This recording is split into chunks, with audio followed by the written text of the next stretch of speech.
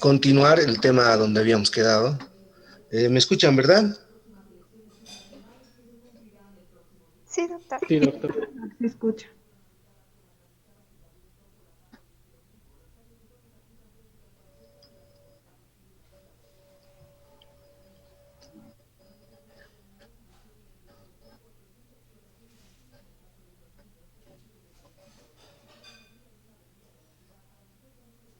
La exploración de la derecha, exploración de lo.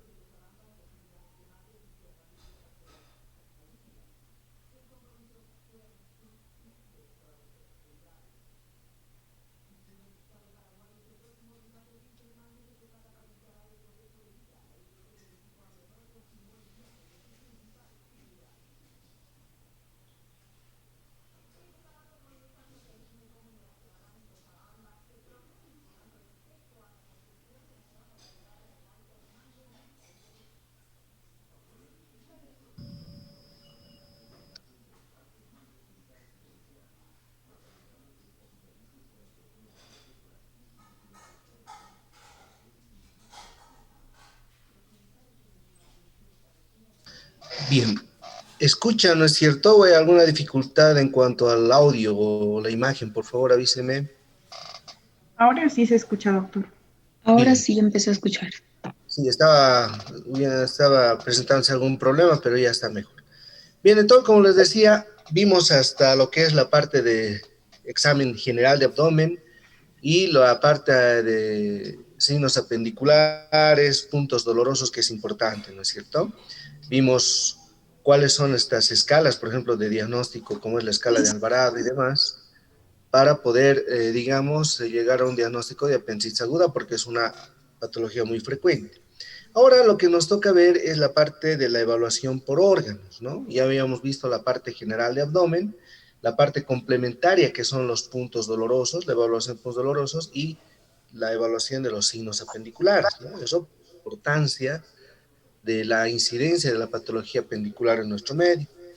Pero ahora nos toca ver lo que es la exploración semiológica por órganos, ¿no? Entonces vamos a empezar con lo que es la exploración semiológica de hígado.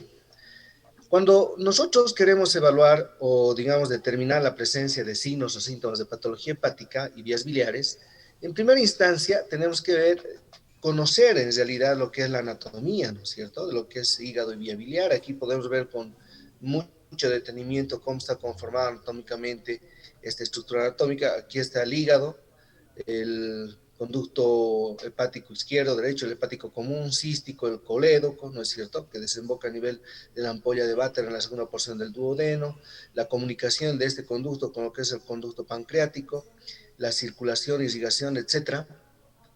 Todo esto nos hace entender, digamos, la presentación, la sintomatología y la evolución de estas patologías que afectan a nivel de hígado y vías biliares, ¿no? Por ejemplo, una de las patologías más frecuentes de alta prevalencia e incidencia en nuestro medio es la litiasis vesicular, ¿no? La litiasis vesicular, la colecistopatía crónica litiásica, que en muchas oportunidades se agudizan los cuadros por ingestas en grandes cantidades de alimentos colecistoquinéticos que promueven, digamos, la contracción de la vesícula, y al contraerse esta, pues migran ciertos cálculos, ¿no?, que al no poder pasar por el conducto cístico muchas veces se enclavan a este nivel y generan el cuadro de colecistitis aguda, con distensión de la vesícula, engrosamiento de la pared, isquemia de la pared, y ya viene después la parte de la perforación y complicaciones más, ¿no? Ahora, si estos litos logran pasar, digamos, el conducto, muchas veces producen una obstrucción a nivel del colédoco, y ahí estamos hablando de la coledocolitiasis, ¿no?, que también es muy frecuente en nuestro medio. Vienen pacientes histéricos, con dolor, con fiebre, esa es la triada de Charcot, ¿no?, dolor, fiebre, ictericia, y que digamos, son sintomatologías muy características de lo que es la coledocolitiasis, que muchas veces se complica con lo que es la colangitis, ¿no?, que tiene alto porcentaje de mortalidad. Y eso es precisamente lo que nos demuestra la triada de Charcot, la presencia de colangitis secundaria a una coledocolitiasis, que viene por fiebre, ictericia y dolor. Ahora, también hay otras causas, ¿no?, sobre todo procesos neoplásicos que afectan la vía biliar o la vesícula biliar, generalmente se presentan con ictericia, pero en este caso no hay dolor, ¿no? Eso es muy llamativo en pacientes, sobre todo de edad avanzada, mayor de los 60, 70 años, cuando acude a la consulta por ictericia, pero sin presentar dolor, y al contrario hay, digamos, como acompañantes otros signos, como pérdida de peso progresiva, inapetencia, hiporexia, etcétera. Y laboratorialmente, cuando encontramos niveles altísimos de bilirrubina total y fosfatasa alcalina alta por encima de los valores normales, mayor a 500 sobre todo, es muy sugestivo de procesos neoplásicos de la vía biliar, ¿no? En cambio, cuando el paciente viene con ictericia, dolor, sobre todo, ¿no es cierto?, joven y demás, lo más probable es que sea un proceso obstructivo por litiasis, ¿no? La coledocolitiasis, que es muy frecuente. Y muchos de estos casos, cuando el proceso obstructivo se da a nivel de la desembocadura, a nivel de la ampolla de Vater, podría también complicarse con una pancreatitis aguda. De ahí que las causas de pancreatitis aguda en nuestro medio, la origen biliar es una de las más frecuentes, ¿no? Pancreatitis aguda de origen biliar. Luego le sigue la pancreatitis alcohólica, luego por tóxicos, fármacos y demás, ¿no? Entonces, por eso es importante conocer, digamos, cuál es la disposición anatómica de todos estos elementos, ¿no? Pero también es importante conocer la parte funcional.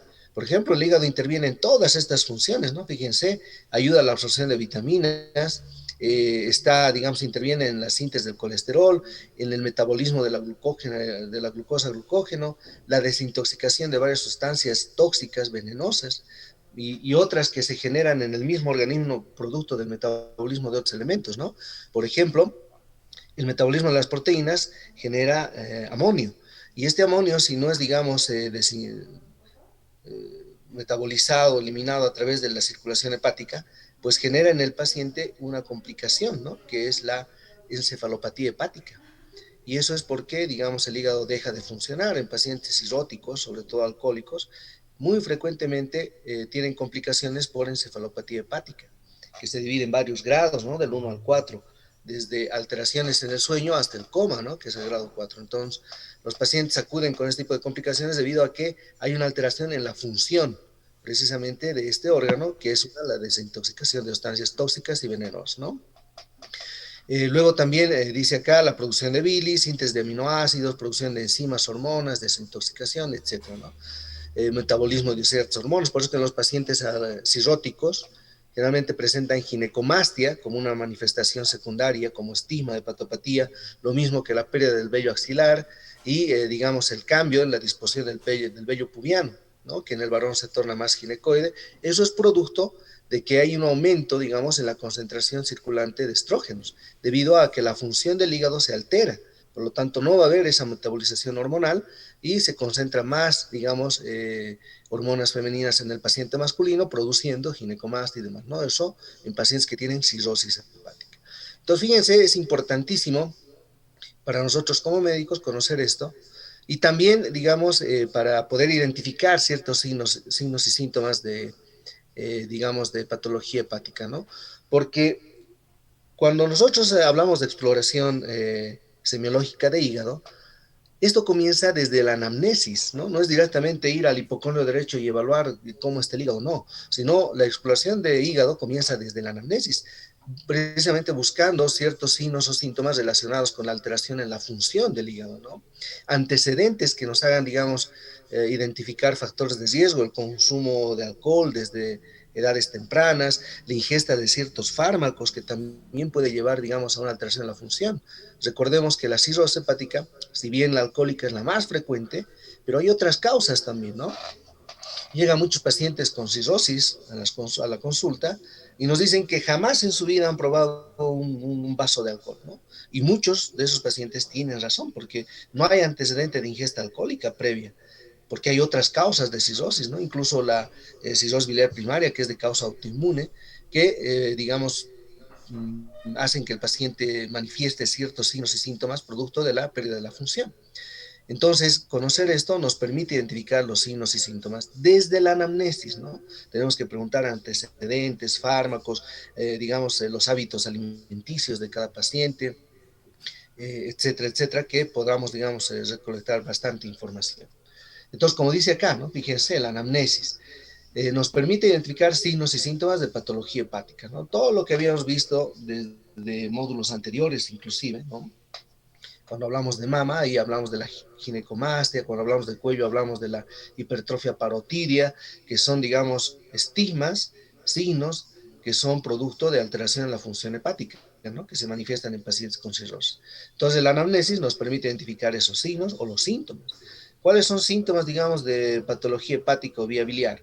Generalmente dolor abdominal, distensión, ictericia, acolia, melenas, etcétera, ¿no es cierto? Que está relacionado con patología de hígado y vías biliares.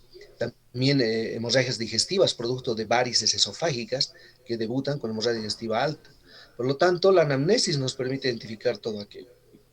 Antecedentes personales y familiares también, ¿no es cierto? Ingesta de alcohol, ingesta de fármacos en el paciente que podrían explicar, digamos, los síntomas actuales que el paciente puede presentar. También patologías previas, antecedentes de hepatitis B, C, sobre todo, que después de varios años pueden desarrollar degeneración a nivel del hígado y manifestarse por una cirrosis hepática secundaria a un proceso infeccioso inicial. También antecedentes familiares, ¿no? Las dislipidemias y demás pueden estar muy relacionadas con patología hepática. Entonces es importante en la anamnesis identificar antecedentes personales, familiares, que puedan orientarnos en el diagnóstico actual del paciente. Y como dice acá, también nos permite identificar factores de riesgo para patología hepática. Esto sobre todo cuando hablamos de ingesta de alcohol, ingesta de fármacos, exposición a ciertas toxinas o tóxicos a nivel laboral inclusive, ¿no es cierto? Por lo tanto, todos esos elementos vamos a ir identificando a través de lo que es la anamnesis. Una vez que hemos evaluado la anamnesis y nos permite identificar todos estos elementos, pasamos a lo que es el examen físico en sí. Y cuando hablamos de hígado, cuando hablamos de exploración semiológica de hígado, también a nivel de hígado vamos a hacer una inspección, luego una auscultación, percusión y palpación. O sea que aplicamos las 4 técnicas semiológicas básicas con la misma secuencia que lo hacemos en el examen general de abdomen, ¿no? Vamos a inspeccionar, luego vamos a auscultar, percutir y palpar. Entonces, ¿para qué nos sirve cada uno de estos elementos? Cuando empezamos por la inspección, el paciente lógicamente debe adoptar la misma posición que para el examen físico de abdomen general, de cúbito dorsal, una almohada en la cabeza, otra en las rodillas, etcétera, ¿no? Pero cuando hablamos de inspección, no solamente vamos a evaluar el área donde está localizado el hígado, que es el hipocondrio derecho. El examen físico de hígado comienza desde los ojos, ¿no? O sea, tenemos que ir buscando al examen físico signos y síntomas, sobre todo signos en este caso, que nos hagan pensar de patología hepática subyacente. Y eso lo vamos a ir encontrando desde la punta de la cabeza hasta los pies. Si nosotros evaluamos a un paciente con sospecha de patología hepática, tenemos que empezar observando los ojos, ¿no es cierto? La presencia de ictericia es uno de los signos más frecuentes y más importantes de patología hepática, ¿no? La ictericia, que muchas veces pasa por alto. Incluso personal de salud no son capaces de identificar la ictericia cuando, digamos, es muy sutil, ¿no?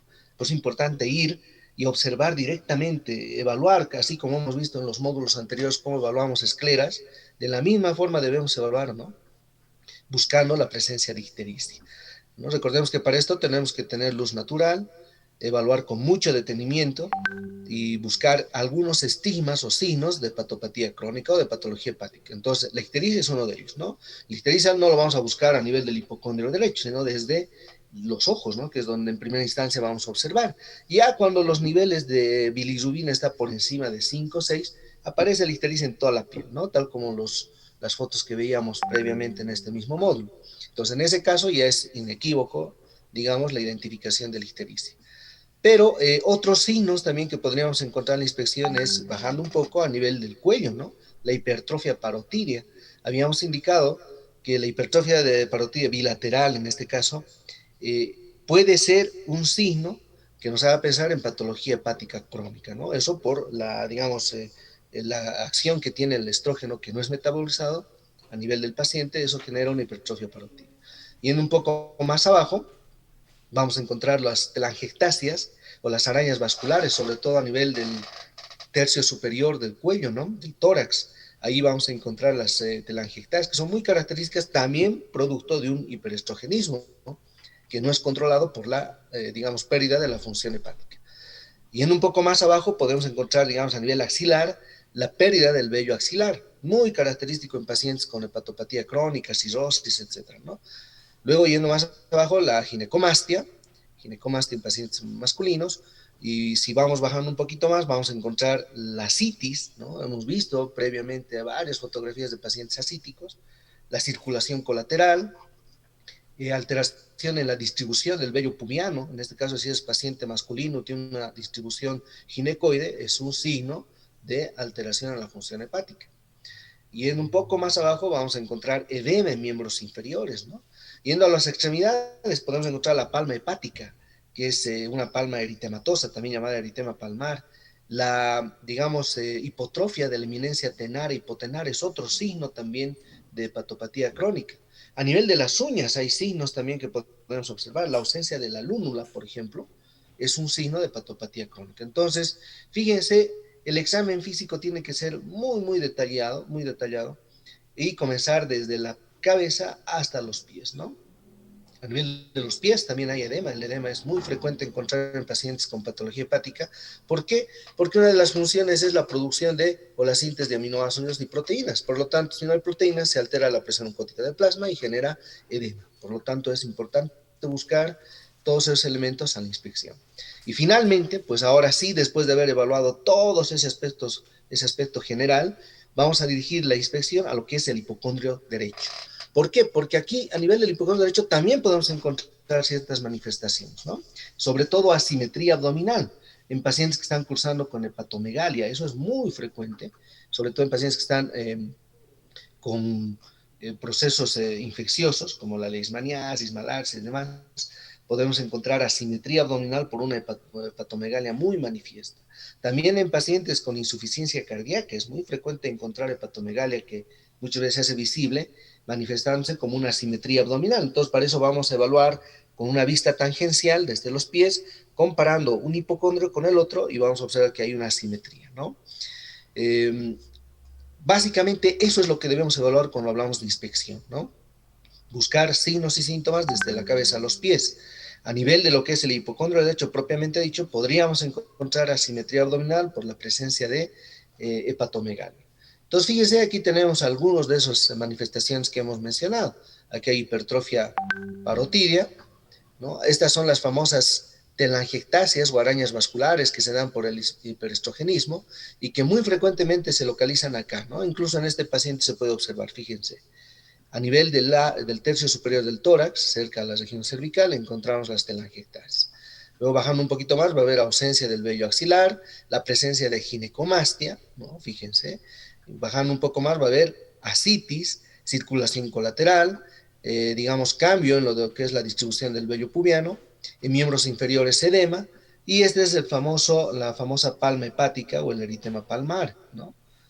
Donde encontramos, fuera de lo que es el eritema, encontramos lo que es una hipotrofia de la eminencia tenar hipotenar, fíjense. Aquí no hay el relieve muscular que debía haber en el nivel de la región tenar e hipotenar, hay una hipotrofia marcada. Eso es muy característico de pacientes con hepatopatía crónica o cirrosis, ¿no? En las uñas, la ausencia de la lúnula también es otro signo que vamos a ir encontrando en pacientes que tienen sintomatología. Fíjense, aquí está pacientes con ascitis, ¿no? Y esto es ascitis, indudablemente, ¿por qué? Porque fíjense el ombligo, está evertido, lo mismo que este. Y además aquí observa una circulación colateral terrible, ¿no? Lo mismo acá, fíjense, circulación colateral, ascitis, lo mismo acá. Su ombligo está evertido, hay una circulación colateral muy manifiesta y hay una ascitis marcada, ¿no? Entonces estos pacientes generalmente terminan con paracentesis, ¿no? Cuando ya están produciendo estas complicaciones, restricción pulmonar, hernias, etcétera. Entonces lo único que queda es drenar cuando ya no hay respuesta, digamos, al tratamiento farmacológico. Se debe hacer la paracentesis, ¿no? A nivel de lo que es el punto de Barney izquierdo, que vimos la clase previa, con toda una técnica también que requiere esto, se hace la extracción del líquido peritoneal, ¿no? Líquido ascítico. Entonces, en ese caso puede hacerse las paracentesis diagnósticas o terapéuticas, pero siempre con reposición, porque recordemos que en el líquido ascítico también hay proteínas, electrolitos y demás. Todo eso se saca, entonces se debe reponer en el paciente con albúmina o otro tipo de soluciones, ¿no? Entonces, fíjense, esas son las manifestaciones que debemos encontrar. Una vez que hemos evaluado la inspección, fíjense acá, cuando hablamos de inspección, no vamos a hablar de inspección activa y pasiva, ¿no? Una sola, la inspección donde vamos a buscar desde la cabeza a los pies y a nivel de la región del hipocondrio, la presencia de todos estos signos típicos, característicos de patología hepática. Luego, una vez que acabamos con la inspección, pasamos a lo que es la auscultación. ¿Para qué nos sirve la auscultación a nivel del hígado? Básicamente para evaluar el borde hepático, tener una idea de qué tamaño está el hígado, si es que está agrandado o no, y eso es a través de la identificación del borde hepático, a través de la maniobra del rascado, como vemos acá. También para la evaluación de la presencia de soplos o frotes que pudieran existir. Entonces, ¿cómo se hace la maniobra del rascado? Con la membrana del estetoscopio lo que hacemos es colocar por debajo del reborde costal a nivel de la línea medio clavicular, justo ahí. Y como dice el nombre, ¿no? Vamos a ir rascando, pero con mucha delicadeza, sin producir malestar en el paciente, desde la región del ombligo. Vamos a ir rascando así, en forma de abanico, ¿no? Como abierto, dirigiéndonos nuestro rascado hacia lo que es el reborde costal. Vamos a ir rascando así, tal como dicen, ¿no? Suavemente, sin producir lesión en el paciente. Entonces, a medida que vamos acercándonos al reborde costal, el rascado se hace más intenso antes de que lleguemos al reborde, ¿no? Y eso nos va a ir dibujando el borde hepático, que normalmente debe estar entre 1 a 2 centímetros por debajo del reborde costal. Esa es la posición normal que debemos encontrar el reborde hepático, ¿no? Entonces vamos a ir rascando y se van a dar cuenta que al hacer esta maniobra se va dibujando un cambio en el sonido que se genera con el rascado, ¿no? Aquí es sordo el sonido, como que no se escucha, pero a medida que llegamos al borde hepático, antes de llegar al reborde costal, el sonido o el ruido que se genera con el rascado se hace mucho más intenso. Entonces, de esa forma nosotros podemos identificar si existe o no un aumento de tamaño del hígado a través de la identificación del borde hepático. Muchas veces encontramos el borde hepático acá abajo, ¿no? Que podría significar una hepatomegalia o bien un descenso del diafragma. Entonces eso hay que saber identificar con las otras maniobras que vamos a ver más adelante, ¿no? Entonces este es el método del rascado. Vamos partiendo desde el ombligo hacia lo que es el reborde costal y vamos a notar cómo cambia o aumenta la intensidad del sonido, del ruido generado, mucho antes de llegar al reborde costal. Entre 1, máximo 2 centímetros por debajo del reborde encontramos el reborde costal, encontramos el borde hepático a través del método del rascado. Entonces, un objetivo de la auscultación es identificar el tamaño del hígado a través de esta maniobra tan sencillita, pero que nos aporta mucha información, ¿no? Otro de los objetivos de la auscultación es la identificación de posibles soplos que pudieran existir. Sabemos que si la circulación se torna turbulenta, pues va a generar soplos, ¿no? Y a nivel de lo que es la región del hipocondrio derecho, podríamos encontrar soplos debido a una alteración en la circulación de las venas suprahepáticas, sobre todo cuando hay una cavernomatosa o trombosis de las venas suprahepáticas. Ese es el síndrome de Busch-Chiari. En ese caso sí podríamos encontrar la presencia de soplos, ¿no? De soplos o alteración a nivel de la circulación hepática misma, como por ejemplo trombos y demás, podríamos encontrar soplos. No es muy frecuente, pero sí pueden estar presentes. Por eso es importante buscar intencionadamente a nivel del todo el reborde, por debajo del reborde costal, ¿no? Sobre el borde hepático vamos a ir auscultando, buscando la presencia de soplos. Y lo mismo los frotes. A nivel de lo que es el hipocondrio del lado derecho, vamos a buscar intencionadamente la presencia de frotes. Eso cuando existe una alteración en la superficie de la serosa, la cápsula de Gleason, ¿no? Que en algunas enfermedades como el lupus, por ejemplo, podría alterarse, digamos, la superficie de esta serosa y generar ciertos frotes, ¿no? Cuando auscultamos. Muy raro, pero podría estar presente. Entonces, objetivo de la auscultación, identificar el tamaño del hígado a través de la identificación del borde hepático por la maniobra del rascado, la identificación de soplos que podrían estar presentes o la presencia de frotes, ¿no? Esos son los tres objetivos de esta técnica de la auscultación cuando hablamos de hígado específicamente. Una vez que hemos evaluado lo que es la auscultación, pasamos a la tercera técnica, que es la percusión. ¿Para qué nos sirve la percusión de hígado? Nos sirve para identificar el tamaño del hígado a través de la identificación de la proyección hepática, así se llama, ¿no? La proyección hepática. Y también nos sirve para identificar la presencia de dolor a través de la puñohepatopercusión o puñopercusión hepática, que se realiza de esta forma, lo vamos a ver enseguida, ¿no? Pero en primera instancia, identificación de lo que es la proyección hepática. La proyección hepática no es nada más que identificar el tamaño del hígado a través de la técnica percutoria, la técnica dígito-digital. ¿Cómo vamos a realizar esto? Parte de esto lo vimos en cardíaco, ¿no? Pero ahora vamos a un poquito complementar. Siguiendo el trayecto de la línea medio clavicular, ¿no es cierto? En el lado derecho, desde el segundo espacio intercostal, vamos a empezar a percutir hacia abajo, desde el segundo espacio intercostal sobre la línea medio clavicular. ¿Por qué desde el segundo? Porque solo de esa forma vamos a distinguir el cambio de sonoridad pulmonar a la clásica y característica matidez hepática, ¿no? Que la vamos a encontrar ese cambio más o menos a la altura de la quinta o sexto espacio intercostal. Por eso es importante percutir desde el segundo espacio intercostal sobre la línea medio clavicular. Entonces vamos a ir percutiendo y vamos a ir identificando lo que es la sonoridad pulmonar, y a nivel del quinto o sexto espacio intercostal va a cambiar drásticamente el sonido, tornándose una matidez muy característica, que es la matidez hepática, ¿no? Es el ejemplo más característico de matidez. Y esta matidez hepática se va a extender hacia abajo. Entonces nosotros de esa forma identificamos el borde superior del hígado, percutiendo sobre la línea medio clavicular derecha, desde el segundo espacio intercostal, identificando el cambio de sonoridad matidez que se da más o menos a nivel del sexto espacio. Eso nos marca el borde superior del hígado. ¿Y cómo identificamos el borde inferior? Hay dos formas, ¿no? Dos maneras. Una es continuando la percusión sobre la misma línea hacia abajo. ¿Y qué vamos a encontrar? El cambio de matidez del hígado, en este caso, a la sonoridad del abdomen. Matidez del hígado. Entonces tenemos que seguir percutiendo sobre esta misma línea, casi llegando hasta lo que es la región inguinal, ¿no? Hasta el ligamento inguinal. Entonces tenemos que seguir percutiendo. Y vamos a notar el cambio de matidez del hígado a lo que es la sonoridad abdominal. Ahora, otra forma de identificar el borde inferior del hígado es, una vez que identificamos el borde superior, percutimos, pero esta vez desde la fosa ilíaca derecha. Desde la fosa ilíaca derecha sobre esta misma línea medio clavicular, vamos a ir percutiendo hacia arriba esta vez, ¿no? Hacia arriba. Entonces, vamos a distinguir el cambio de la sonoridad abdominal a la matidez hepática, que más o menos vamos a encontrar a nivel de esta línea medio clavicular por debajo del reborde costal, ¿no? Marcamos, vamos a marcar tanto el nivel superior como el nivel inferior obtenido. Muchos libros indican que es mucho mejor empezar desde la fosa ilíaca derecha y subir para obtener el borde inferior, porque es más fácil identificar el cambio de sonoridad abdominal a matidez hepática, que, digamos, distinguir el cambio de matidez hepática a sonoridad abdominal. Bueno, es una, digamos, recomendación que alguna literatura da, ¿no? Sin embargo, es indistinto, podríamos hacerlo de arriba hasta abajo, identificando borde superior e inferior, o de abajo hacia arriba para identificar el borde inferior, sobre la línea medio clavicular, ¿no?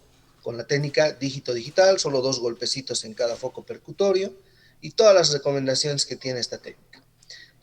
Sobre esta línea medio clavicular, el tamaño del hígado, o sea, la proyección hepática que se llama, debería ser entre 8 y 12 centímetros sobre esta línea, porque también podemos percutir a nivel de la línea, digamos, paraesternal, ¿no? Incluso axilar anterior, pero esta es la línea sobre la que debemos percutir. Y en esta línea, la proyección hepática normal debe ir de 8 a 12 centímetros. Entonces, es necesario marcar y medir, ¿no?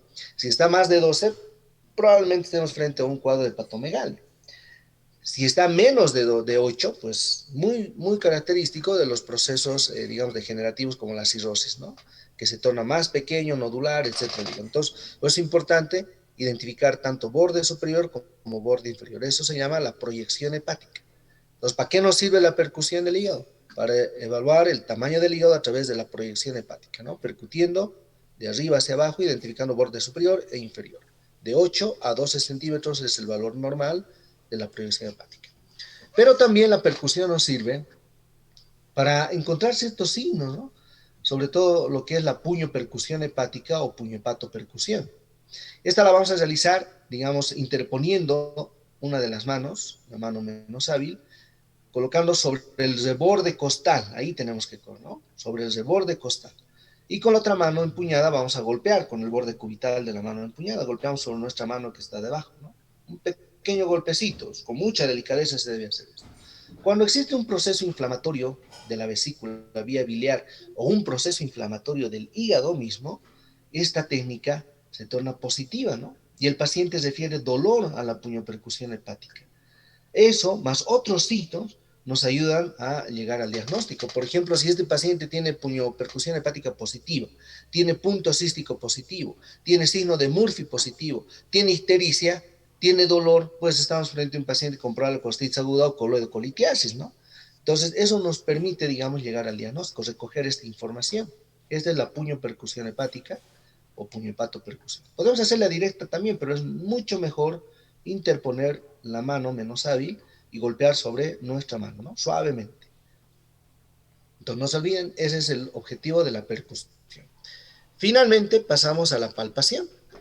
La palpación de hígado básicamente nos sirve para evaluar las características del hígado, ¿no? En cuanto al borde hepático, en cuanto a la sensibilidad, la consistencia, la superficie y el tamaño aproximado. Respecto al borde, el borde debe ser liso y tiene que tener un ángulo agudo, ¿no es cierto? Agudo, es como si estuviéramos palpando el borde de una mesa, ¿no? Así agudo es el ángulo del hígado. Pero tiene que ser liso, completamente liso. Aquí podemos encontrar alteraciones del borde, tornándose irregular, nodular, como si tuviera varias nodulaciones en el borde, cuando debería ser normalmente liso. La sensibilidad, normalmente la palpación de hígado no debe doler. Si el paciente refiere dolor a la palpación de hígado por cualquiera de las técnicas que vamos a ver enseguida, eso significa que hay un proceso inflamatorio que está distendiendo la cápsula de Gleason y está generando dolor en el paciente. ¿Cuáles son las causas? Hepatitis, por ejemplo, la más frecuente, hepatitis infecciosa, un hígado congestivo en pacientes con insuficiencia cardíaca o pacientes que tengan algún otro proceso infeccioso parasitario, leishmaniasis y demás, o un quiste hidatídico también puede generar, digamos, aumento de volumen y tamaño a nivel del hígado, distiende la cápsula y genera dolor. Entonces, normalmente la palpación de hígado no debe ser dolorosa. La presencia de dolor ya nos hace pensar que hay una patología subyacente, ¿no? Luego, otra característica es la consistencia. La consistencia del hígado es blanda, ¿no? En términos generales, es un hígado blando, de consistencia blanda, pero acá podemos encontrar aumento en la consistencia, sobre todo, ¿no? En pacientes que están cursando ya con una etapa de alteración, digamos, estructural como la cirrosis, va a haber un aumento en la consistencia, disminución en el tamaño. Pero también el aumento de consistencia encontramos en los hepatocarcinomas. Pacientes que están cursando con cáncer de hígado, cuando hacemos la palpación de hígado vamos a sentir que el hígado es prácticamente como una piedra, ¿no? Tiene una consistencia pétrea. Por eso es importante evaluar la consistencia. Si es blanda, normalmente debe ser blanda, pero si está aumentada de consistencia o bien es una alteración degenerativa como la cirrosis o es un proceso neoplásico como el hepatocarcinoma, que también es muy frecuente, ¿no? Y bueno, puede estar disminuida la consistencia en pacientes con hígado congestivo o en pacientes con quistes hidatíricos, también podríamos encontrar ahí disminución en la consistencia. La superficie, lo habíamos dicho, tiene que ser lisa, regular, no debe haber nodulaciones, debe ser completamente lisa. Y el tamaño, el borde no debe sobrepasar 1 o 2 centímetros máximo del reborde costal. Pues estamos evaluando aquí el reborde costal, fíjense, el borde del hígado no debe sobrepasar máximo 1 a 2 centímetros a nivel de lo que es la línea medio clavicular, ¿no? Del reborde costal. Entonces, esas son las características que debemos evaluar cuando estamos hablando de palpación. Ahora, ¿qué técnicas existen para la palpación de hígado? Hay varias técnicas, jóvenes, ¿no? Muchas. No es necesario que apliquemos todas. Sí debemos conocer todas las técnicas, pero cuando estamos frente al paciente, con que apliquemos una o máximo dos es suficiente, ¿no? No es necesario que estemos aplicando todas las técnicas que conocemos, ¿no? Estas técnicas de palpación de hígado también pueden ser monomanuales o bimanuales, dependiendo de la situación y los requerimientos que uno tiene. Entonces, una de las más frecuentes es la de chofar o de peloteo, ¿no? Aquí está, fíjense. Es la palpación de hígado con la técnica de chofar o de peloteo. Consiste en colocar una mano por debajo del reborde costal en la región posterior del abdomen, ¿no? Como vemos aquí en la imagen. Y con la otra mano vamos a tratar de agarrar el hígado del paciente, ¿no? Y pelotear, por eso se llama también de peloteo. Tratar de movilizar como si estuviéramos, digamos, desplazando el hígado en los dos sentidos, ¿no? Esta es la técnica de chofar, bimanual, ¿no? Para evaluar el hígado de forma general, digamos. Ahora, hay otras técnicas que son un poquito más específicas, como la técnica de Matthew, por ejemplo. La técnica de Matthew consiste en posicionarse a nivel de lo que es la cabeza del paciente, mirando los pies del paciente. Esa es la posición que el médico debe tener, siempre a la derecha, ¿no? Entonces, estando a la derecha del paciente, mirando los pies del paciente, lo que hace el médico es entrelazar ambas manos, como vemos acá, ¿no? Es una palpación bimanual, y vamos a tratar de agarrar el borde hepático, pero empezando la palpación desde la fosa ilíaca derecha. Esa es una recomendación muy importante y clave, ¿no? En la palpación de hígado. Debemos empezar desde la parte inferior, porque si estamos sospechando que el paciente tiene hepatomegalia, entonces muchas veces el borde hepático se encuentra acá abajo, ¿no? Por lo tanto, tenemos que empezar desde la fosa ilíaca derecha. Y para estas técnicas, cualquiera que apliquemos, la recomendación más importante es la alternancia que debemos nosotros tener en cuenta para la palpación entre la inspiración y la expiración. O sea, cuando yo palpo hígado en el paciente, debo pedirle que meta aire y que bote el aire, que inspire y que expire. Porque cuando el paciente inspira, el diafragma desciende y por lo tanto hace que el hígado sea más palpable, ¿no? O sea, nos da mayor probabilidad de palpar el hígado, nos ayuda mucho más. Entonces, cada vez que el paciente inspira, nosotros debemos palpar el hígado. Por eso es que ahí debe haber esa alternancia. El paciente inspira, nosotros palpamos.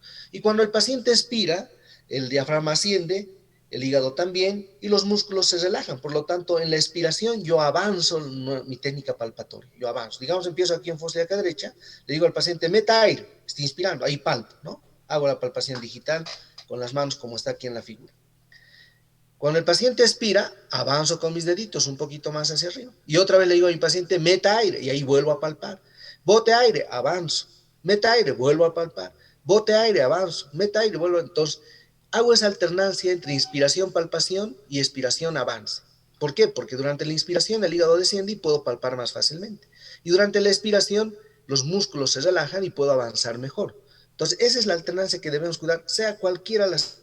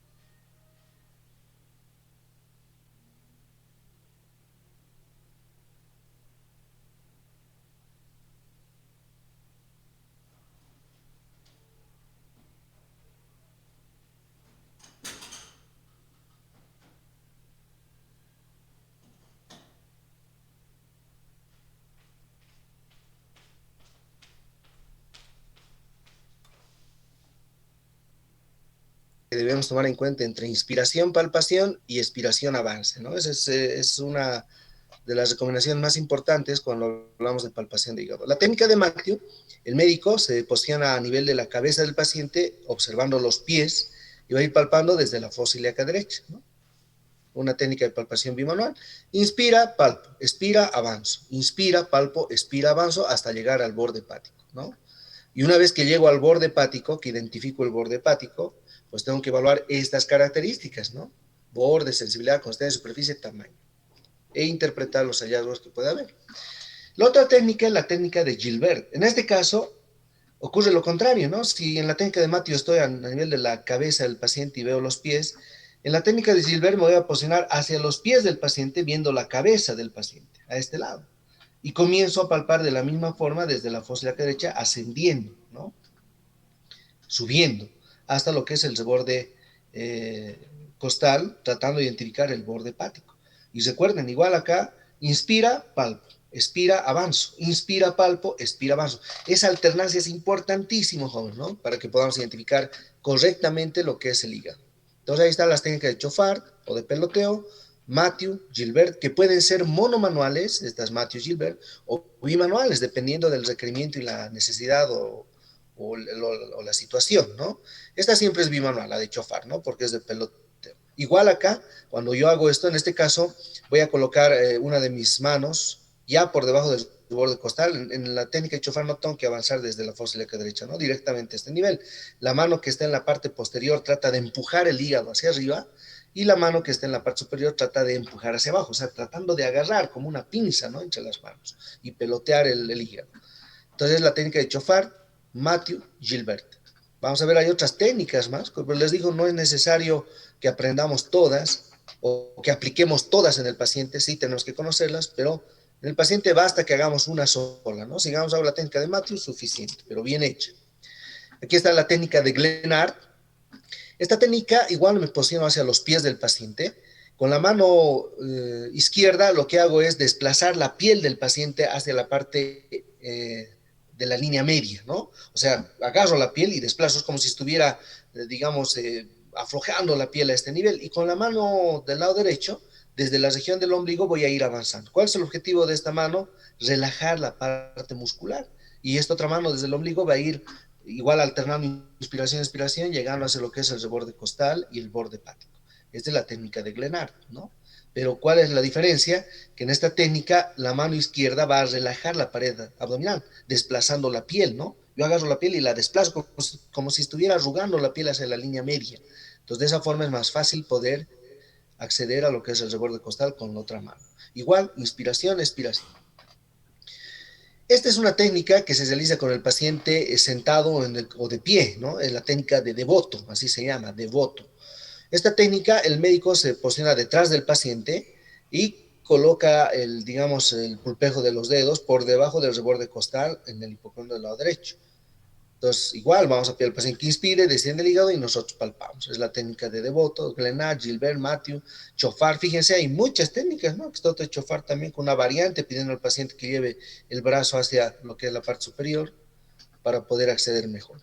No es necesario que apliquemos todas en el paciente. Con que hagamos una, pero bien hecha y que nos aporte la información es suficiente, ¿no? Bien, entonces básicamente todo esto que hemos visto es la exploración de hígado, ¿no? O sea que tampoco es tan sencillo, hay mucho detalle que debemos evaluar, desde la inspección, ¿no? Ahí está, desde la anamnesis en realidad, la inspección, identificar signos, síntomas desde la cabeza a los pies, evaluar asimetría abdominal, digamos, en pacientes con hepatomegalia, la auscultación, evaluar el borde hepático, soplos, frotes, el tamaño del hígado a través de la percusión, identificando la proyección hepática, que sobre la línea medio clavicular va a estar entre 8 y 12 centímetros, identificando borde superior y borde inferior, la puño percusión hepática o puño hepatopercusión también, y finalmente la palpación, ¿no? Para identificar las características del hígado. Un hígado, digamos, cirrótico, se puede percibir fácilmente porque, primero, va a estar disminuido de tamaño, segundo, la superficie va a ser muy irregular, con una consistencia aumentada, la sensibilidad pues, no va a variar, no duele, y un borde irregular, ¿no? Romo, se pone un borde romo no agudo como en caso normal. Entonces, en un paciente con hepatocarcinoma o con cáncer de hígado, pues va a tener una consistencia prácticamente pétrea, de una superficie irregular también, muchas veces doloroso, o no doloroso, perdón, y de un tamaño disminuido, ¿no? Entonces son las características que en un paciente con hepatitis o con hígado congestivo va a estar aumentado de tamaño, lógicamente, con una superficie regular, ¿no? Bastante regular, muy doloroso la palpación. El hígado que está congestivo es el más doloroso, duele mucho por la distensión de la cápsula de Gleason, y una consistencia disminuida, ¿no? Es muy blandito el hígado, muy blandito. Entonces, esas son las características que debemos evaluar de acuerdo a la patología subyacente, ¿no? Ahí están todas las técnicas que habíamos mencionado, Mateo, cuchara o engarra también lo llaman, la de Gilbert, Chofard, la de Glenard, la de Devoto, etcétera, etcétera. Bien, una vez que acabamos con lo que es hígado, pasamos a la exploración semiológica de vaso. Esto ya es más cortito, más fácil, pero también tiene detalle. Igual que la exploración de hígado, comienza también la exploración de vaso en la anamnesis, ¿no? Debemos buscar signos y síntomas de patología esplénica, no es hepática aquí, ¿no? Es esplénica. Antecedentes personales y familiares en relación a patología esplénica. Factores de riesgo para patología esplénica también, ¿no? No es hepática. Entonces, ¿cuáles son signos y síntomas? Vamos a ir directamente, digamos, a evaluar el hipocondrio izquierdo, porque en teoría, bueno, anatómicamente, no en teoría, anatómicamente, el vaso se localiza a nivel del hipocondrio izquierdo. Pero hay un detalle, ¿no? El vaso normalmente no es visible ni es palpable. O sea que de nada nos va a servir, digamos, ir a ver el hipocondrio izquierdo, porque normalmente el vaso no debe verse, menos debe palparse. A no ser que esté aumentado de tamaño, o sea, frente a una esplenomegalia. En ese caso sí puede ser visible y podemos encontrar una asimetría abdominal de predominio hipocondrio izquierdo. Porque el vaso tiende a crecer hacia abajo y hacia adentro, en dirección al ombligo. Esa es la dirección que toma el agrandamiento de este órgano, ¿no? La esplenomegalia tiende a extenderse hacia abajo y hacia adentro, hacia el ombligo. Entonces vamos a encontrar una simetría abdominal muy, muy característica en pacientes con esplenomegalia, ¿no? Pero también, digamos, la exploración de vaso comienza desde la cabeza a los pies, ¿no? Y también en la anamnesis. ¿Por qué? Porque nos va a dar patología esplénica, signos y síntomas a nivel periférico, igual que el hígado. No es simplemente a nivel de la región donde se localiza, sino es a nivel periférico. ¿Cuáles serían signos y síntomas de patología esplénica? Podría haber también ictericia, sí. ¿Por qué? Porque va a haber, digamos, a nivel del hígado, que es un órgano hematopoyético, va a haber destrucción de glóbulos rojos, ¿no? El hiperesplenismo, por lo tanto puede haber ictericia, por lo que es la hemólisis de los glóbulos rojos, ¿no? Hemólisis. También va a haber alteración o trastornos de coagulación. La presencia de petequias es muy frecuente encontrar en patología esplénica a nivel periférico. Anemia, la presencia de anemia, o sea, palidez en las mucosas a nivel de la conjuntiva, etcétera, es otro signo de patología esplénica. Entonces, también debemos buscar, no solo a nivel de la región de lo que es el vaso, sino a nivel periférico, la presencia de signos y síntomas. Como síntomas, pérdida de peso, náuseas, vómitos, distensión abdominal, sensación de masa a nivel del lado izquierdo del abdomen, etcétera, etcétera, son algunas de las manifestaciones de patología esplénica. Antecedentes familiares y personales también, algunas patologías autoinmunes que pueden relacionarse con, digamos, patología esplénica, ¿no? Pero sobre todo hemos visto algunos casos de neoplasias de vaso, ¿no? Muy frecuente, bueno, relativamente frecuente la neoplasia de vaso esplénica, pero sí hemos visto dos casos muy interesantes de isquemia esplénica, ¿no? Mucha terrible, en sí casos que de muy difícil diagnóstico, porque en serio no sabíamos qué era, ¿no es cierto? Y hasta que le hicimos un Doppler, es que se pudo, digamos, identificar que había isquemia a nivel esplénico, por un trombo que estaba a nivel de la arteria esplénica, esos casos raros, ¿no? Dos casos subieron. Entonces, hay muchas patologías que pueden manifestarse por signos y síntomas a nivel periférico. Y factores de riesgo también, ¿no? Enfermedades autoinmunes, por ejemplo, la artritis reumatoide puede relacionarse con patología esplénica. Entonces es importante preguntar en el paciente todos estos antecedentes. Una vez que hemos evaluado la anamnesis, pasamos a lo que es la exploración física en sí. De la misma forma que en hígado, vamos a hacer también una inspección, auscultación, percusión y palpación, pero mucho más, digamos, más simple, ¿no? No sea tan complejo como vimos en hígado. Cuando hablamos de inspección, vamos a hacer eso, ¿no? Buscar signos y síntomas a nivel periférico y localmente, digamos, asimetría por una probable esplenomegalia. Y a nivel periférico, por el hiperesplenismo, podemos encontrar petequias, palidez por una anemia, ictericia por hemólisis, etcétera, etcétera. Entonces, o signos también, digamos, inespecíficos, ¿no? Pérdida de peso, fiebre, etcétera.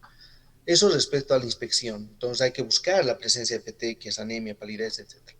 Cuando hablamos de auscultación, igual que en hígado, el objetivo de la auscultación es buscar soplos, ¿no?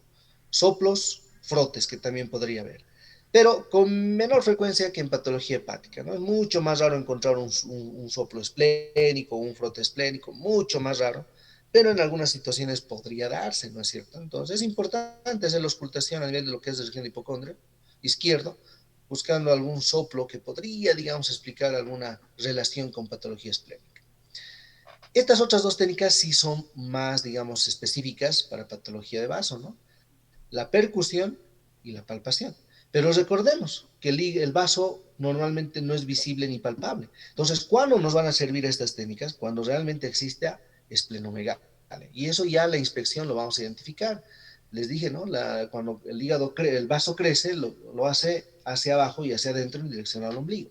Entonces, muy frecuente encontrar asimetría abdominal que nos haga sospechar de una esplenomegalia. En ese caso, vamos a realizar estas técnicas para identificar con mayor detalle. Ahí está, fíjense, algunas de las características a la inspección. Miren, aquí se nota de lejos que es un hígado, o perdón, un abdomen asimétrico, fíjense. Bueno, aquí ya lo han dibujado bien bonito, pero si ustedes notan, hay un relieve a este nivel, ¿no? Aquí está, hay más brillo incluso. Esplenomegalia. Y aquí es inequívoco, ¿no? Así es la simetría por esplenomegalia. Fíjense, aquí está casi recto y aquí hay una curvatura muy llamativa que baja hacia el ombligo, incluso más. Esa es la dirección que toma el vaso cuando crece, hacia abajo y hacia adentro, en dirección al ombligo, porque normalmente el vaso no es visible ni es palpable. A nivel periférico, ¿qué vamos a encontrar? Palidez, ¿no? O ictericia también, por hemólisis, ambos, por hemólisis en pacientes por hiperesplenismo, o la presencia de petequias por destrucción de las plaquetas, ¿no es cierto? Trastornos en la coagulación. Puede haber además gingivorragias, puede haber sangrados espontáneos, equimosis a nivel de la piel, etcétera, fragilidad capilar. Entonces, fíjense, hay varios signos que podríamos encontrar relacionados con patología esplénica, ¿no? Y los soplos o frotes a la auscultación, mucho más raros, que también podrían estar presentes, pero es mucho más raro que en hígado. Aquí vemos otras fotografías de esplenomegalias, ¿no? Ahí está. Aquí lo mismo, cómo crece hacia abajo y hacia adentro. Aquí, pero ya este está relacionado con ascitis, además, ¿no? Este paciente, además del esplenomegalia, tiene ascitis. Hay una eversión del ombligo, ¿no? Fíjense, esplenomegalias gigantes. Bien, una vez que hemos evaluado la inspección, pasamos a la percusión. Justamente es acá la única excepción donde el médico debe posicionarse a la izquierda del paciente. Es la única, digamos, la única situación en la que hay la excepción de que el médico debe estar a la izquierda del paciente, y es cuando realizamos percusión o palpación de vaso, ¿no? Esplénica. Para eso vamos a pedir al paciente que adopte una posición específica que se llama la posición de Schuster, la posición de Schuster, que es un decúbito lateral derecho, ¿no? Tal como vemos aquí en la fotografía del dibujo. El paciente se posiciona en el decúbito lateral derecho sobre su lado derecho, exponiendo todo lo que es el borde izquierdo del tórax y el abdomen, ¿no? Tal como vemos acá. Y comenzamos con la percusión. La percusión nos sirve para identificar el área esplénica, o llamado también el punto de Castel, ¿no? El punto de Castel, que es un punto de matidez, el punto de matidez de Castel. Entonces, ¿en qué consiste el área esplénica? Estando el paciente en posición de Schuster, tal como vemos acá en el dibujo, nosotros comenzamos a percutir sobre la línea medio axilar, desde la región axilar, desde acá arriba vamos a percutir, ¿no? Vamos a percutir hacia abajo, sobre esta línea, tratando de encontrar más o menos un cambio de sonoridad a una matidez algo característica del vaso, ¿no? Que la vamos a encontrar aproximadamente entre el noveno, octavo, noveno, hasta el décimo espacio intercostal. Más o menos por ahí vamos a encontrar la matidez esplénica, ¿no? Entre el noveno y décimo o entre el octavo y noveno. Entonces, vamos a ir percutiendo desde la región axilar sobre la línea medio axilar hacia abajo, tratando de identificar el cambio de sonoridad del pulmón, que es muy característico, a la matidez esplénica, que es una submatidez más que matidez, ¿no? Que más o menos se localiza entre el noveno, octavo, décimo espacio intercostal, pero que no sobrepasa ¿no? Va a estar entre el octavo, noveno o noveno y décimo, ahí, nada más, no sobrepasa. Entonces, una vez que encontramos esa zona de matidez, identificando ese punto exacto, ahora vamos a percutir hacia adelante, o hacia la región medial, ¿no? Sobre esa región de matidez que habíamos encontrado. Ese es el punto de Castel. Y vamos a percutir hacia adelante, y no debe sobrepasar la matidez la línea axilar anterior. Estamos sobre la línea axilar media, y cuando percutimos hacia adelante no debe sobrepasar la línea axilar anterior. Ese, digamos, es un comportamiento normal, ¿no? Normalmente es lo que podríamos identificar. Ya cuando el paciente tiene esplenomegalia, ahí sí es muy fácil identificar la matidez esplénica, ¿no? Es muy característica, es muy llamativa y fácilmente identificable cuando el paciente tiene esplenomegalia. Y esa matidez va a estar mucho más arriba que entre el octavo y noveno espacio intercostal y se va a extender hacia la parte inferior y hacia el ombligo. Entonces, cuando el paciente tiene esplenomegalia, es fácilmente identificable lo que es la matidez esplénica, ¿no? Pero en situaciones normales, lo único que vamos a identificar es una pequeña área, por eso se llama punto de Castel, que está entre el octavo noveno, noveno y décimo, sobre la línea medio axilar y que no sobrepasa la línea axilar anterior, ¿no? Ese es el punto de Castel. Posición de Schuster y el médico a la izquierda del paciente. Es la única excepción para la percusión y palpación de vaso. Entonces, eso respecto a la percusión. Respecto a la palpación, hay también varias técnicas, ¿no? Vamos a mencionar aquí algunas. Pueden ser monomanuales o bimanuales. Generalmente son las bimanuales las que mejor información nos dan. Tenemos la técnica de Middleton, ¿no? Como está aquí, Middleton. Hay una variante en la cual pedimos al paciente que introduzca el antebrazo del lado izquierdo por debajo de la espalda, tal como vemos en la fotografía, ¿no? En el dibujo, así. ¿Cuál es el objetivo de esto? Que, digamos, protruya más el vaso en la parte anterior y podamos palpar con mayor, digamos, detenimiento. Es una variante, ¿no?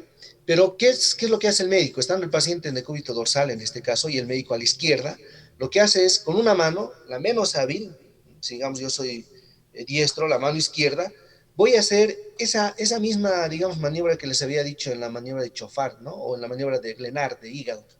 Voy a desplazar la piel de la región por debajo del reborde costal hacia la parte medial. Voy a desplazar como si estuviera arrugando la piel hacia el medio. Eso para relajar la pared abdominal de esa región. Y con la otra mano voy a introducir mis dedos como garra por debajo del reborde costal, tal como vemos acá, ¿no? Y en la variante que dice acá, vamos a pedir al paciente que coloque el antebrazo por debajo de la espalda. Entonces, con esta maniobra, si el paciente tiene esplenomegalia, fácilmente voy a poder palpar el polo inferior del vaso, ¿no? Si no tiene esplenomegalia, no palpamos absolutamente nada, recuerden, no es visible ni es palpable. Entonces es la técnica de Miller. Luego tenemos la técnica de Nayeli. Esta técnica de Nayeli la realizamos en la misma, digamos, posición de Schuster, desde la izquierda del paciente, nosotros estamos acá, y lo que vamos a hacer es tratar de introducir la mano como engarra los dedos por debajo del reborde costal, ¿no? De la misma forma. Y esta, la maniobra de Merlo, es quizá la mejor, ¿no? Comparando con las demás, porque en este caso, estando el paciente en decúbito lateral derecho, la posición de Schuster, la mano menos hábil la vamos a, digamos, desplazar desde la parte derecha, ¿no? Por debajo del ombligo. Vamos a traccionar la piel como si estuviéramos relajando la pared. Y la otra mano vamos a introducir por debajo del reborde costal. Esta maniobra nos permite identificar con mayor detalle y detenimiento los casos de esplenomegalia. La maniobra de Merlo, ¿no? Pero ahí está la de Nayeli, en la cual no, digamos, nos relajamos la pared, directamente palpamos con una de las manos o las dos si es necesario, y la de Middleton, que es esta, ¿no? Que vemos acá. La de Merlo y Nayeli en posición de Schuster, y es la única excepción que vamos a estar a la izquierda del paciente, la única, ¿no? Ahí está, fíjense. Otras de las técnicas, fíjense, esta es la de Middleton, ¿no? Aquí una variante de Merlo, ¿no? Pero desde el lado derecho. Muchas veces, incluso cuando nosotros hacemos esta maniobra, empujamos la parte posterior con la rodilla, ¿no? El paciente está sobre la camilla y una de nuestras rodillas empuja la región posterior hacia la parte anterior para que pueda ser mucho más palpable el vaso. También se puede hacer eso, ¿no? Ahí están todos. Ahí está, fíjese, es la de Merlon, la de Middleton, la de Nayeli, etcétera, ¿no? Todas las que habíamos mencionado. La de Middleton, esta mano es la que va a palpar y esta desde acá abajo va, la de Merlon, mejor dicho, va, digamos, relajar la pared abdominal, la posición de Schuster. Ahí están las variantes. Bien, entonces básicamente ese es el examen de vaso, ¿no? Fíjense, es más sencillo, no es tan complejo. Y bueno, la ventaja, diríamos, que esto nos sirve siempre y cuando el paciente tenga esplenomegalia. De lo contrario, no nos sirve, ¿no? Es imposible que podamos palpar el vaso si no tiene crecimiento o aumento de tamaño. Vamos a ver un poquito de lo que es examen de riñón. Aquí no hay muy poco que podamos hablar, ¿no? Examen de riñón, órgano retroperitoneal. Aquí sí, la inspección podría ayudarnos en alguna forma, digamos, ¿no es cierto? Pero más que todo nos va a ayudar lo que es la palpación, percusión y auscultación. Son técnicas que son mucho más inespecíficas, no nos permite, digamos, evaluar con mucho detalle lo que es el órgano, porque, bueno, como son órganos retroperitoneales de muy difícil acceso, ¿no? No es tan fácil, digamos, acceder al riñón. Y Por suerte tenemos otras técnicas, ¿no?, que nos pueden ayudar, por ejemplo, técnicas imagenológicas como una ecografía, pero siempre y cuando agotemos la parte clínica, ¿no? Porque para el examen de riñón, si bien la parte del examen físico no nos aporta mucho, las técnicas, pero la parte de la anamnesis sí. Digamos, preguntar al paciente sobre signos, síntomas de patología renal, ahí vamos a encontrar muchísimos síntomas, ¿no es cierto? Desde patología de sospecha infecciosa, disuria, polaquiuria, tenesmo vesical, qué sé yo, hematuria, piuria, ¿no es cierto? Dolor lumbar. Ahora recordemos, el riñón no duele así por así, ¿no es cierto? A no ser que haya distensión también, igual que el hígado. Al riñón nosotros podemos puncionarlo, cortarlo, qué sé yo, lacerar, no va a doler, pero cuando se distiende la cápsula renal, pues ahí sí va a presentar dolor, ¿no? Entonces, hay que preguntar al paciente si tiene esos síntomas o algunos otros asociados, como la fiebre, por ejemplo, ¿no? Náuseas, vómitos, que están asociados a patología infecciosa, las pielonefritis, o la litiasis renal también, que se asocia con vómitos y dolor. Entonces, la anamnesis nos aporta muchísimo en relación a lo que es patología renal. Y el examen físico, si bien es muy, digamos, no nos da mucha información, pero sí podríamos de alguna forma realizar, ¿no? Hay algunas técnicas que nos ayudan, por ejemplo, la técnica de peloteo, ¿no?, que vemos acá. Esto sí es importante y esto lo hemos visto ya en puntos dolorosos. Acá sí vamos a aplicar los puntos ureterales o renoureterales superior medio y el inferior, que es accesible solamente por tacto rectal, ¿no? Aquí sí nos sirve esto, como también nos sirve la puñopercusión renal, ¿no? Estas son algunas de las maniobras, el método de Gullón, la maniobra de Montenegro, la maniobra de Israel, pero que son maniobras que no nos van a aportar mucha información. Hay otro que es la maniobra de Avogadro también, cuando, digamos, nosotros hacemos una pinza distal y agarramos esta región, ¿no?, lumbar, y tratamos de pelotear eso sobre todo, y el paciente presenta dolor en casos de litiasis renal, ¿no? Entonces son maniobras que no tienen mucha sensibilidad, digamos, ¿no? Pero sí, lo que nos puede dar es esto, la puño percusión renal.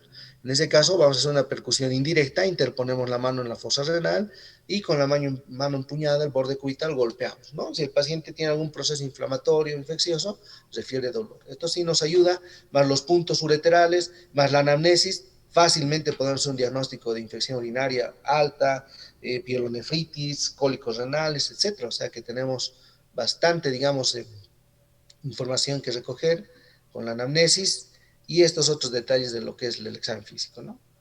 Ahí está. Esa es la puñopercusión renal. Fíjense, es mejor interponer siempre la otra mano, ¿no?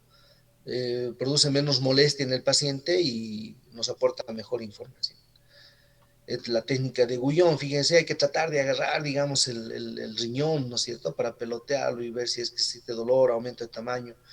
Bastante complejo, ¿no? Pero gracias a Dios tenemos otras técnicas, siempre y cuando agotemos la parte de la anamnesis, etcétera.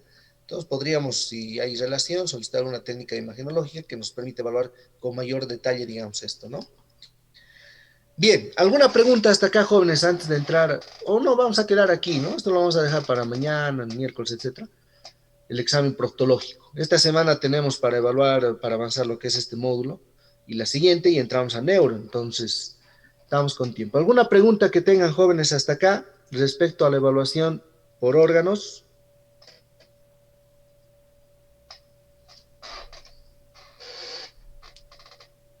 Doctor, buenas noches. Una consulta. Buenas noches. Cuando se hace la técnica de puñopercusión hepática, ¿solo se da un golpe o son Solo más? un golpecito. ¿Y eso Solo un golpecito. siempre se debe hacer, doctor, en todos los pacientes? Siempre que exista sospecha de patología hepática o biliar, ¿no? Si digamos tu paciente tiene signos y síntomas que te hacen sospechar de una colecistitis aguda, por ejemplo, o una hepatitis, pues en ese caso sí aplicamos la técnica de puño percusión hepática, ¿no? Interponemos la mano y un golpecito suave con la mano empuñada, el borde cubital, un golpecito bastante suave, no tiene que ser, digamos, con mucha intensidad, ¿no? Y es suficiente ese pequeño golpe para que el paciente refiera mucho dolor si existe un proceso inflamatorio. Entonces, siempre y cuando desde la anamnesis tú encuentras signos que te hagan o síntomas que te hagan sospechar de patología hepática o biliar, aplicamos la técnica, ¿no? Aplicamos la técnica. Y si en el examen físico tenemos un punto cístico positivo, algo de Murphy, pues esta maniobra de la puñopato percusión nos aporta mayor información, nos permite llegar a un mejor diagnóstico. Lo mismo para la percusión renal, ¿no? Para la puniopercusión renal. Si el paciente tiene síntomas de infección urinaria alta, de pielonefritis, de litiasis renal, es una maniobra que sí debemos realizar, ¿no? Con mucha delicadeza. Si hay dolor, pues nos aporta más información para nuestro diagnóstico. Entonces, en todo paciente que exista sospecha, debemos aplicar la técnica, ¿no?